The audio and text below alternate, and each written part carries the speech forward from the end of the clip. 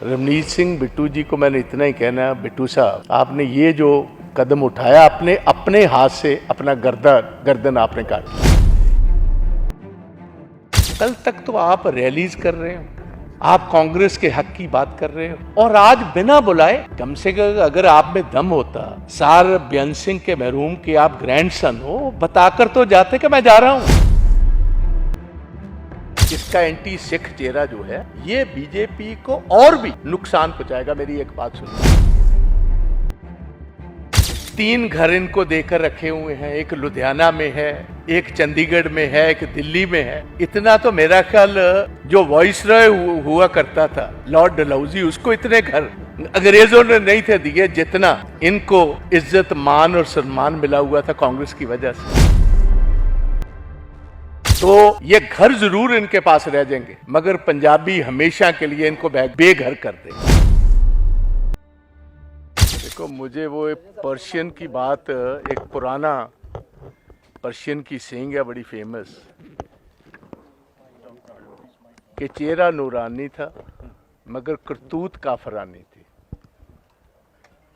कभी कोई सोच नहीं सी सकता कि रवनीत सिंह बिट्टू सार बेअंत सिंह जी के मरहूम के ग्रैंडसन, जिसको एक बिल्कुल छोटी सी एज में पार्टी ने पहले यूथ कांग्रेस का अध्यक्ष बनाया, फिर आनंदपुर साहब से पार्लियामेंट के मेंबर की तरह नवाजा, और जब पता चला कि 5 साल ये तो किसी को मिले ही नहीं और इलेक्शन जीत नहीं पाएंगे, साहब बेअंत सिंह जी का वास्ता देखकर इन्होंने फिर वहाँ गुहार लगाई।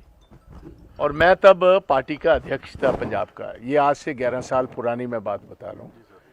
तो तब हमारी लीडरशिप ने कहा जी कि चलो ठीक है, पहली दफ़ा मेंबर ऑफ पार्लियामेंट बना है, यंग है, कुछ इससे बड़ी भूलें हुई हैं, अपने कॉन्स्टिट्यूएंट के साथ ना तो कभी इसी ने किसी का फ़ोन उठाया ना मुलाकात की, चलो इसको कोई सेफ पैसेज दे दें, एग्जिट दे दें। लुधियाना की सबसे इम्पोर्टेंट पार्लियामेंट सीट पर भेजा। और आप देखिए, सबसे बड़ी अफसोस की बात यह है कि आज जब पार्टी को सबसे ज़्यादा ज़रूरत थी, मैं हैरान हूँ कि साहब बेअंत सिंह जी जहाँ भी बैठे हैं वो अपने पोतरे के इस कदम पर क्या सोचते होंगे। रवनीत सिंह बिट्टू जी को मैंने इतना ही कहना है, बिट्टू साहब आपने ये जो कदम उठाया अपने हाथ से अपना गर्दन आपने काट ली। ये पॉलिटिकली मैं समझता हूँ अब इलेक्शन बीजेपी की तरफ से ये लड़ेंगे।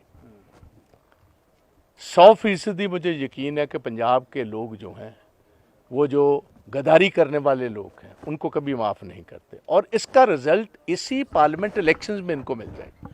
वो कल तक तो आप रैलीज कर रहे हो, आप कांग्रेस के हक की बात कर रहे हो, और आज बिना बुलाए, कम से कम अगर आप में दम होता, सार बेअंत सिंह के मरहूम के आप ग्रैंडसन हो, बताकर तो जाते कि मैं जा रहा हूं। तो सुबह पता चला आप तो बीजेपी की स्टेज पर बैठे हुए हो।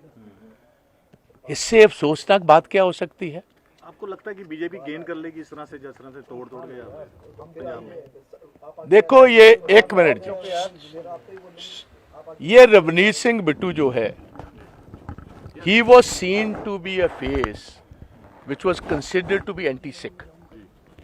इसका एंटी सिख चेहरा जो है ये बीजेपी को और भी नुकसान पहुंचाएगा। मेरी एक बात सुन लीजिए, ये तो जो इनको तामझाम मिला हुआ है, सिक्योरिटी मिली हुई है, घर मिले हुए हैं, उन फैसिलिटीज को रखने के लिए आते टाइम में कि मेरे से वो ना खुश जाए, कहीं Z+ सिक्योरिटी ना चली जाए।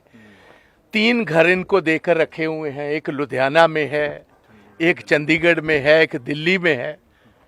इतना तो मेरा ख्याल जो वाइसरॉय हुआ करता था लॉर्ड डलहौजी, उसको इतने घर अंग्रेजों ने नहीं थे दिए जितना इनको इज्जत मान और सम्मान मिला हुआ था कांग्रेस की वजह से।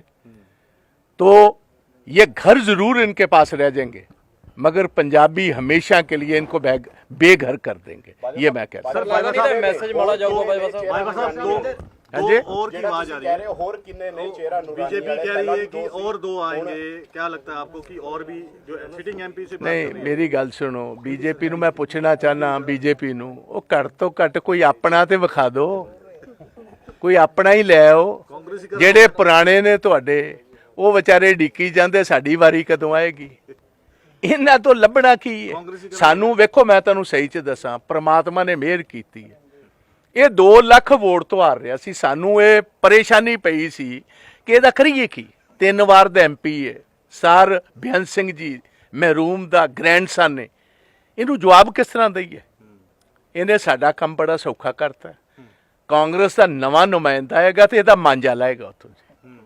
ਇਹਨੂੰ ਚੰਗੀ ਤਰ੍ਹਾਂ ਨਿਹੰਗਾਂ ਦੇ ਬਾਟੇ ਵਰਗਾ ਮੰਝੇਗਾ। सर, और भी जो जाएंगे कि उनको क्या आप कर- ਮੈਨੂੰ ਕੁਝ ਨਹੀਂ ਪਤਾ ਕਿਹੜਾ ਕਿਹੜਾ ਜਾਂਦਾ ਹੈ।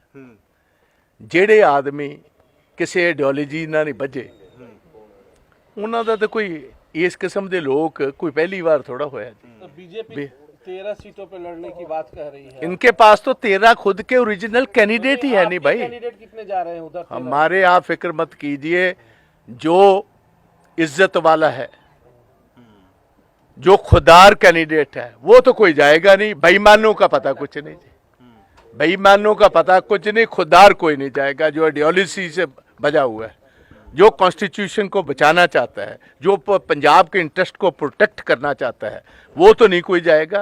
मगर जिसने अपना घर प्रोटेक्ट करना है, जिसने अपनी सिक्योरिटी प्रोटेक्ट कर कर रखनी है, जिसने सेंट्रल गवर्नमेंट के बेनिफिट लेने हैं, वो पता नहीं कितने जा सकते हैं।